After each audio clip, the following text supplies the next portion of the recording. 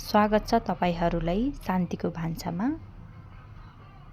अब हामी खाना पकाउनतर्फ लागौं। अब साग पकाउनलाई हामीले कराई राखिसकेको छौं। अब हाम्रो तेल तातिसकेको छ। अब हामीले जिरो धनिया हाल्ने। जिरो धनियापछि थोरै लसुन पनि हाल्दिने। लसुन हालिसकेपछि थोरै रातो खुर्सानी पनि हाल्दिने।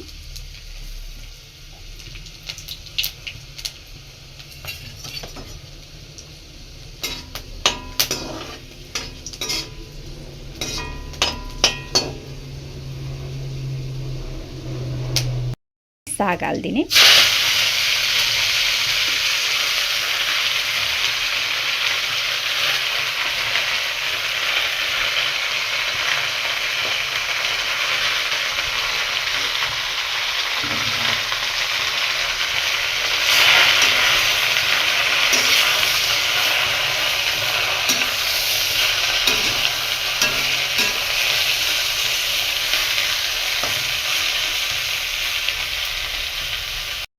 सकेको छु।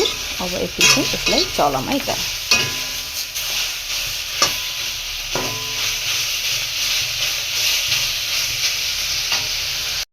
अब हाम्रो साग रेडी भइसकेको छ। चाहिँ हाम्रो यता चिकनको लागि कढाई रेडी भइसकेको छ। यता चाहिँ हाम्रो माम पाक्दैछ, यता चाहिँ हाम्रो चिकन पाक्दैछ। कढाई तातिसकेको छ। अब मैले जिरा धनिया हाल्छु। जिरा धनियापछि सुकमेल पनि हाले मैले।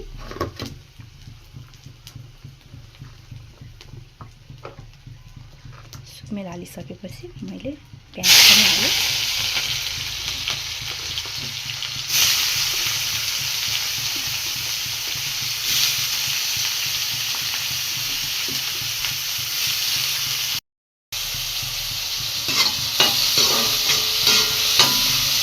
अब मैले थोरै हल्दी पनि हाल्छु।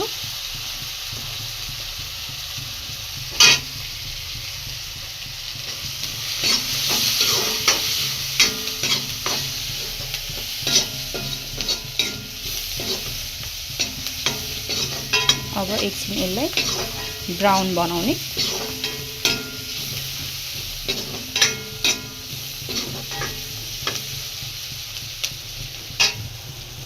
पछि चिकन एड गर्ने।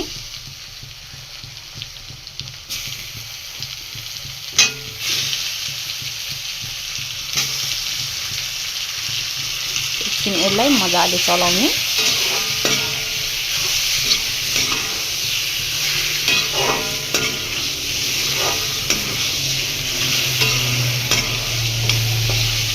एकछिन यसलाई मजाले फ्राई हुन दिने।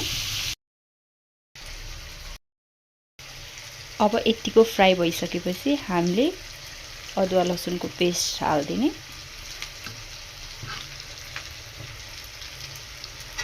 अब एकछिन यसलाई मजाले फ्राई गर्ने।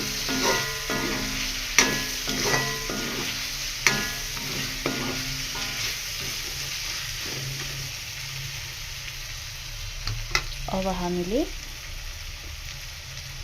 गरम मसला पनि एड गर्दिने।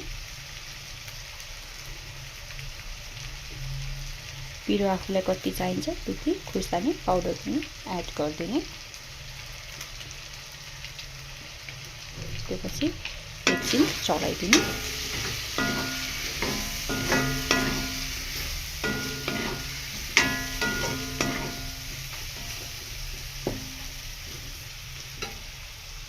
थोरै कलरको लागि थोरै कश्मिरी लाल मिर्च पनि एड गर्दिने। त्यसपछि थोरै चिकन मसला पनि एड गर्दिने। त्यसपछि मजाले चलाउने।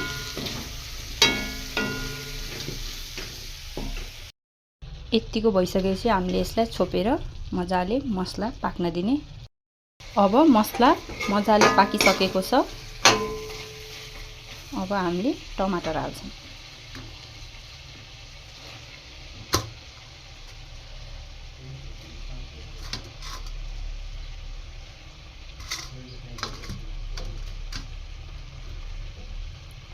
टमाटर हालिसकेपछि अब हामीले नुन हाल्छौं।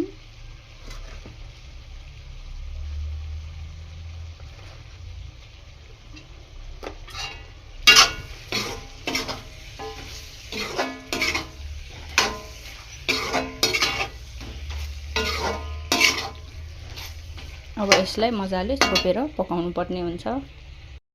अब हाम्रो चिकन खानालाई रेडी भइसकेको छ। अब माथिबाट धनिया राखिदिने।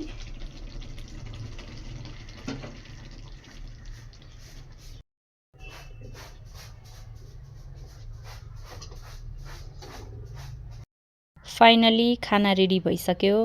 अब हामी खाना खानतर्फ लाग्छौँ।